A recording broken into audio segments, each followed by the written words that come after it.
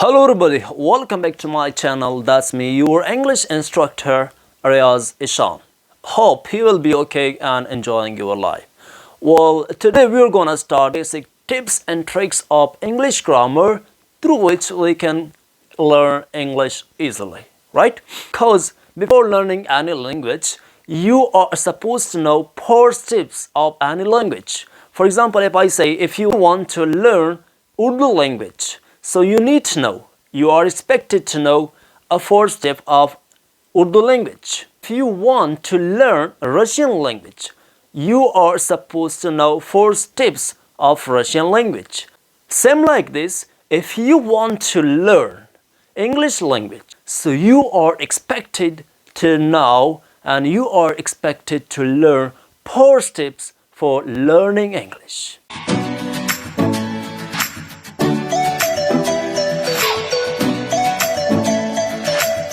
نن ویډیو کې بس تاسو دا خایم چې هر کله تاسو دا غواړئ چې مونږ یو زبان زده کړو چې هر یو زبانونو په دنیا مخ باندې ډېر زبانونه دي صحیح ده تاسو چې غواړئ چې مونږ یو زبان زده کړو هغه زبان زده کول نه مخکې تاسو ته ضروري دي لازمي دي چې تاسو 4 سټپ پهله زده کړئ هغه 4 سټپ کم دي هغه 4 سټپ بورډ باندې ما لیکلي راځئ چې وګورو چې دا سټپس کم دي پهله ګوره 4 steps for learning English.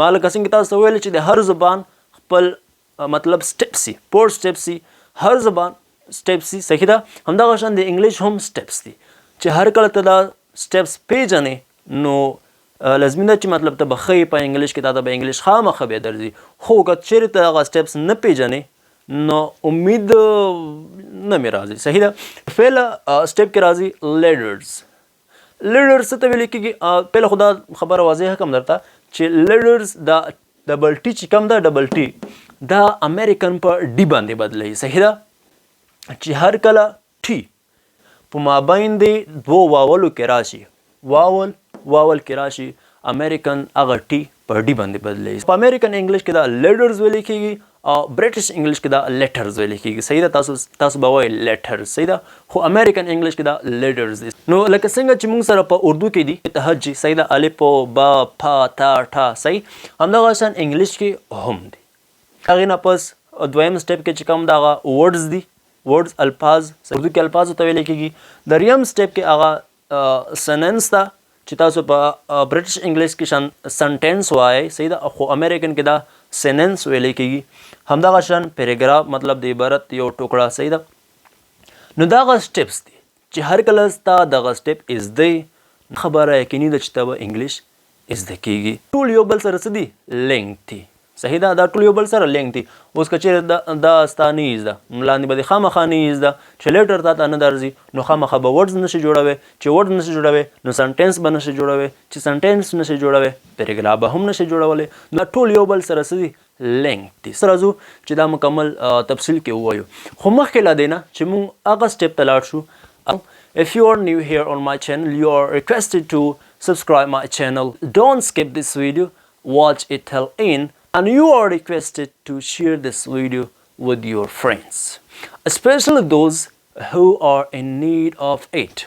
Video د سره خامخا شیر کړئ صحیح ده د ویډیو سره شیر کړئ کېدلی شي داسې سوګي چې داسې دې ویډیوګانو ته څه لري ضرورت لري دې ویډیوګانو پسې سري هغه هم په پښتو کې دا خو زه مطلب په انګلیش کې به هم ما کړی وی خو بیا هم پښتو کې ځکه کوم چې زما زیاتر آیډینس چې کم دي سامعین په مطلب پښتانه دي او زه غواړم هم چې پښتانه مطلب هغه څه شي امپروو شي پښتانه انګلیش زده کړي زه دا نه غواړم I don't want you to be impressed by my lectures.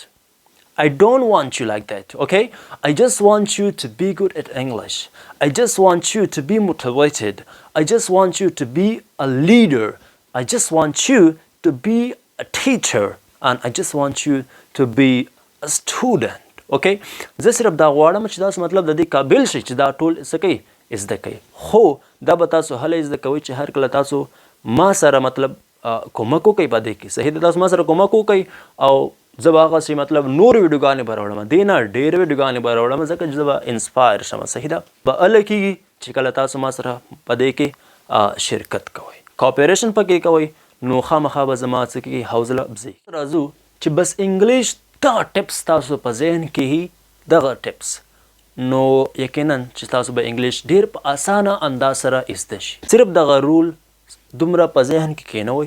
ګوره ما تاسو په پیله ویډیو کې ویلی دي چې د رټې ضرورت نشته. دلته به صرف تاسو څه کوئ خپل کنسپټ کلیر کوئ. که تاسو مطلب پوه شوي نه یې خامخا تاسو کمنټ کې ویلی شئ. صحیح ده؟ زه به انشاءالله جواب در کوم as soon as possible. زه به تاسو ته جواب در کوم. خو دغه اوس چې ما ولیکل په بورډ باندې تاسو ته کوم چې ښکاري دغه د انګلیش ټپس اینډ ټریکس دي. بس دا رول ریګولیشن ستا په ذهن کې کینی you will be faster, right? ښه انګلیش لکه څنګه ما تاسو ته ویلو it is a language, right, which is not phonetic language. انګلیش یو لینګویج ده چې هغه not phonetic language ده. لکه انګلیش not phonetic مطلب تاسو ما هغه ویډیو کې ویلو چې هغه شان نشي ویلی کوم شان چې لیکلی شي. اگزامپل ما درکړی پریویس ویډیو کې تاسو هلته کتلی شئ. صحیح ده؟ په دې باندې ما مکمل بحث کړی. هو انګلیش څه دی؟ دا یو لینګویج ده چې یو لینګویج یو زبان چې وجود ته راځي دې ته د ساونډز ضرورت دی. مطلب لیډرز ضرورت دی.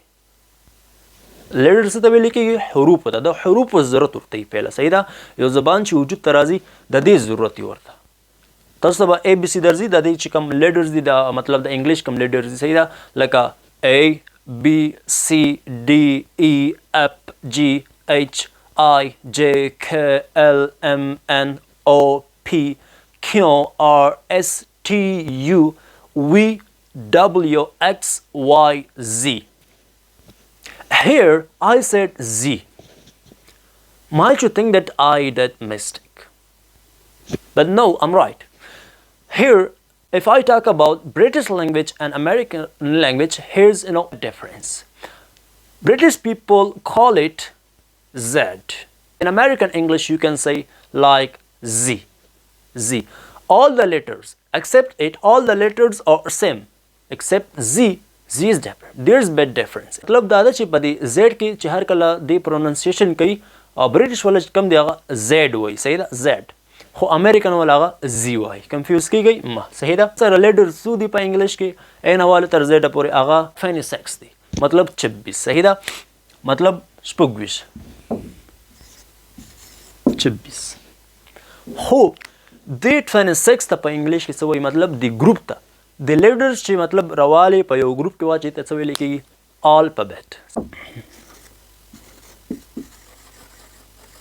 الفابet. دلته هم مونږ تاسو همیشه دپاره یو مسټیک کوو. هغه مسټیک دا ده چې مونږ دلته اس اچو. هی دلته مونږ څه اچو؟ اس اچو. مونږ دا داسې پرونانس کوو الفابیټس او دا ټوټلی رانګ ده. دا رانګ کنسپټ ده چې مونږ تاسو زده کړې ده. صحیح ده؟ ځکه چې مونږ سره په انګلیش کې لیټرز چې کوم دی لیټرز حروف چې کوم دی هغه 26 دي. دا 26 چې راوالي په یو ګروپ کې هغه ګروپ نوم چې یو ده هغې ته الفابیټ ویل کېږي. نو ګروپ خو یو ده. په دې ګروپ کې دننه مونږ سره لیډرز دي چې حروف ورته وایي هغه 26 دي. نه ده الفابیټ. الفابیټ مونږ سره یو ده. تاسو په دا ګوګل کې هم سرچ کوی شئ. دا زه مطلب ځانه نه وایم دا سرچیبل ما به خامخا سرچ کړي. تاسو هم کولی شئ چې سرچ کړئ. خو مونږ سره په انګلیش کې یو الفابیټ ده او مطلب دا یو کرکس پوینټ ده اسنشل پوینټ ته چې تاسو دې پوینټ ته توجه وای. مطلب تاسو چې هر کله ټیسټ ورکوئ کېدلی شي داسې کوېشن راشي مطلب چې تاسو سرته هم ټیسټ به ورکوئ که نه نو خامخا داسې یو کوېشن راتلی شي چې how many alphabets we have. نو تاسو به خامخا دا لیکئ چې 26 او 26 خو مطلب غلط ته ځکه چې هغه مونږ سره لیټر چې کوم دی هغه 26 دی. الفابیټ مونږ سره یو ده. تاسو کولی شئ دا په ګوګل باندې سرچ کړئ که یقین هم نه راځي. صحیح ده؟ تاسو کولی شئ چې په ګوګل باندې سرچ کړئ خو په انګلیش کې مونږ سره یو الفابیټ ته دا په ذهن کې یاد ساتئ. Keep it in mind that we have only one alphabet in English. We have 26 letters in English. But remember this point that we have only one alphabet in English, right? امید لرم چې پوه به وئ. دغه لیډرز چې کوم دي دا حروف چې کوم دي دا په دوو حصو باندې څه دي تقسیم شوي دي. یو ته والز ویلی کېږي او یو ته کانسوننټس ویل کېږي. دلته هم تاسو یو مسټیک کوو. هغه مسټیک دا ده چې دلته کوم مونږ ته د ډبلیو ښکاري دا ډبلیو دلته سایلنټ ده. ډبلیو څه دي؟ سایلنټ ده. دا داسې نه پرونانس کولی شي، داسې تلفظ نشي کولی. واولز دا واولز نه ده، دا والز ده. صحیح ده؟ وال. دا ډبلیو ماما پکې څه ده؟ سایلنټ ده. صحیح ده؟ نو امید لرم دې څیزونو تاسو څه کوئ؟ ځان بچاو کوئ، ځکه چې کیدلی شي سبا ستاسو انټرویو وي، چېرته هم کیدلی شي. نو دې څیزونه تاسو په ذهن کې یاد ساتئ چې موږ سره مطلب الفابیټ څومره دي او دا څنګه پروننس کولی شي، دې ته مو خیال وي، ځکه چې دا داسې پوینټونه دي، په دې پوینټو سره ستاسو لمبر هم کټ کیږي او ستاسو انټرویو چې کوم یا هم ډسمس کیږي. صحیح ده؟ والز چې کوم دی هغه څو دي؟ 5 والز دي. A-E-I-O-U. مونږ سره تقریبا 5 والز دي چې د په اردو کې حروف علت ویل کېږي. صحیح ده؟ همدغه شان ما سوا د دې نه 26 لیټرز دي چې 5 دي وباسي نو څو پاتې کېږي؟ 21 پاتې کېږي. 21 چې کوم دی هغه مونږ سره کانسوننټس دي. صحیح ده؟ A to Z نه چې کوم ما سوا د دې نه، صحیح ده، ما سوا د دې نه چې څومره هم دي مونږ سره کانسوننټس دي. نو دا ټول څه دي؟ لیټرز دي. اوس دا حروف چې کوم دي، د کوم لیټر چې کوم دي، دا به جمع کېږي، وجود ته به راځي، دې نه به مونږ سره یو څه جوړېږي؟ یو ورډ به جوړېږي. فار ایگزامپل که زه دې نه روالم هسې ایگزامپل COW، دې نه دا څه شو؟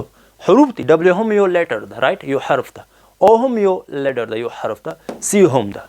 خو دا وجود کې راغلو مونږ سره، دې نه مونږ سره یو نوی ورډ جوړ شو، نوی لفظ دی جوړ شو، هغې ته څه ویلی کېږي؟ ورډ ویلی کېږي. صحیح ده؟ دغه ورډ په دوه قسمه ده، یا به مینینګ فولي او یا به مینینګ لیسي.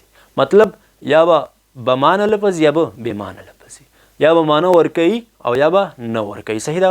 که ته داسې ولیکې دا کو ده، دا یو لفظ ده.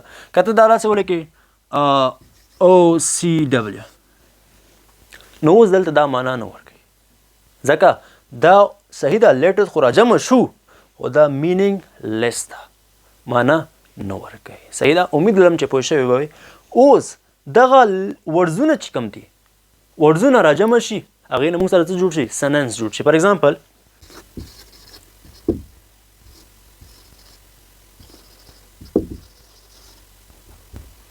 cow is an animal، دا غوا چې کوم دا یو ځناور ده. صحیح ده؟ دا اوس یو جمله ده. نو انګلیش چې هر کله وجود ته راځي هغه دغه څیزونو نه راځي. صحیح ده؟ او دغه ورځونه موږ سره بیا پارټس اف سپیچ هم راځي. پارټس اف سپیچ کوم دی هغه، ځکه خو هغې ته پارټس اف سپیچ ته ورډ کلاسز هم ورته ویلی کېږي. صحیح ده؟ پارټس اف سپیچ هم بیا دې نه راځي. صحیح ده؟ ځکه چې هلته موږ بیا ډفرنشیټ کوو چې مطلب یو ورډ هغه د ګرامر مطابق څه دي، ناون ده، پرناون ده، ورب ده، adjective، adverb ده، interjection، دغه. صحیح ده؟ دا هم دی ورډ، ځکه خو پارټس اف سپیچ ته ورډ کلاسز هم ویل کېږي. صحیح ده؟ نو نن سبق و تر دې پورې امید لرم چې تاسو به پوه شوي. دا ویډیو در سره لایک کوئ، شیر یې کوئ، او که زما چینل باندې تاسو نوي یئ نو چینل هم در سره څه کوئ؟ سبسکرایب کوئ.